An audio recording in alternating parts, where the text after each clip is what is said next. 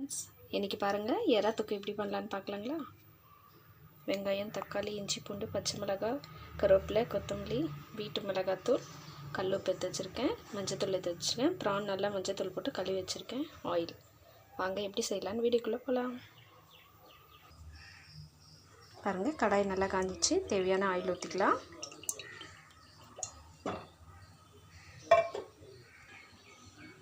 எண்ணெய் காஞ்சிச்சு, கடுகு போட்டுக்கலாம். கடுகு நல்லா பொரிஞ்சிச்சு, ஆனியன் போட்டுக்கலாம்.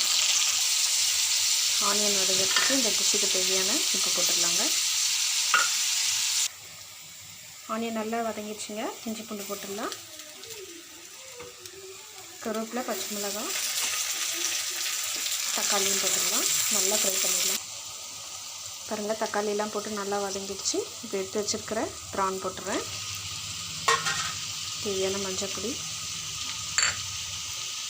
மிளகாத்தூள் எல்லாம் போட்டு நல்லா பரட்டிட்டு தண்ணி ஊற்றி கொஞ்சம் வேக விட்டோன்னே எடுத்து பார்க்கலாம்.